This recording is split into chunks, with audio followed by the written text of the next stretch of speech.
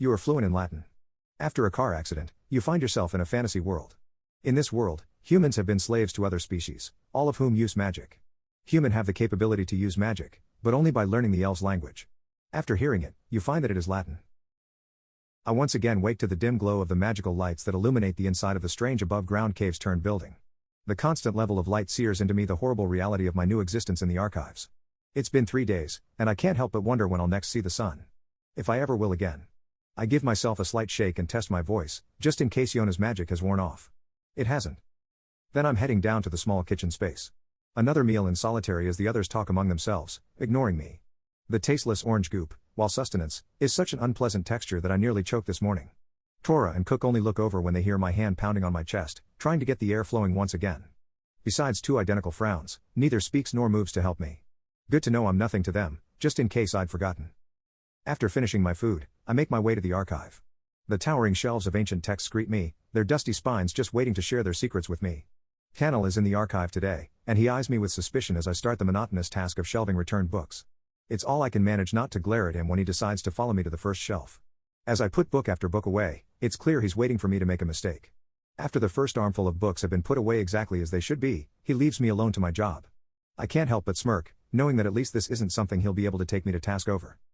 There are no guests today, and after Tannel left, I'm here alone. The archives hold echoes of 1,000 stories, but my focus remains on finding the incantation or spell that might unlock my voice. I focus on my work, knowing that if I were to get caught reading, especially if I still had work waiting for me, the outcome wouldn't be good. My palms are itching to get into the books, having had a decent start to my research yesterday. By the time I finish putting returns away, it's time for the midday meal. I'm not sure if it's actually time, but unlike yesterday, my stomach growls demanding I eat. I turn and leave the archive, ignoring the books that are calling my name. Back in the kitchen, I find no one there. Not even Cook. But there's a covered pot on the small fire, and from how the dishes are stacked I can see a few others have already eaten. Lunch must be a as you have time thing.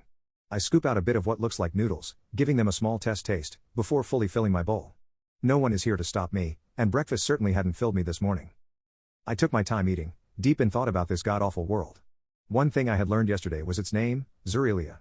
Maybe if I knew more about this world, and how they know Latin, or maybe how Latin came to Earth, I could find more answers. I once again said a silent thanks that Yona hadn't taken or dulled my memories. Honestly, the more I thought about it, she'd actually been pretty kind to me. Especially as she saw me as a slave. I'd obviously taken her by surprise with my Latin, but beyond that, she hadn't attacked me. And she'd placed me where I'd wanted. There were a lot worse things than being mute. I certainly couldn't get in trouble for the things I wanted to say when they couldn't even come out of my mouth. When one of the other slaves, one of the ones I didn't know his name, came in I hurried to finish my meal, before quickly washing my dishes and returning to my duties. A few more books had been returned, by who, I didn't know, as there was still no one in the archives, so I started putting those away. I was back in that same row I'd been in yesterday when the teen elf had sprinted in.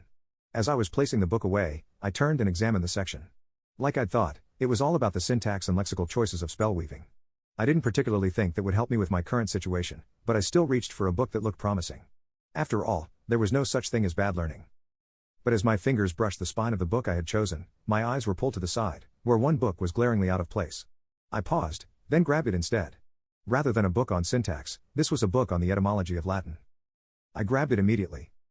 Had the teen hidden it here?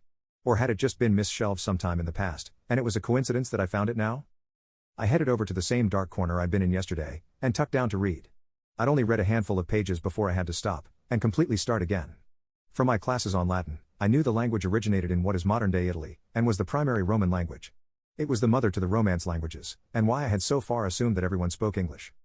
However, this book turned all of that on its head. It implied that Latin was native to Zurelia, rather than Earth. It was stated that it was a God-given gift to the elves.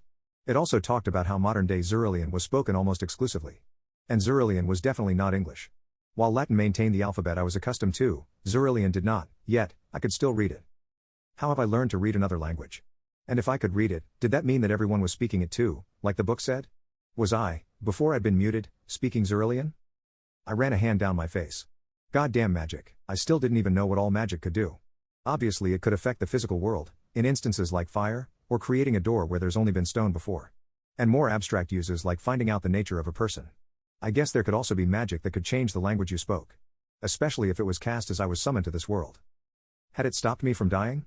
Had I died when the truck had hit me? I felt sick, and laid the book on the ground before I stood up and started pacing. I hated not knowing all the answers. But the archive was full of answers. All I had to do was start reading. Yes, I wanted my voice back. But if I could be patient, not draw attention to myself, who knows what all I could learn here. I glanced back down at the book, then picking it up and tucking it under my arm, I went in search of some paper and a writing utensil. I needed to decide what I needed to learn, and in what order.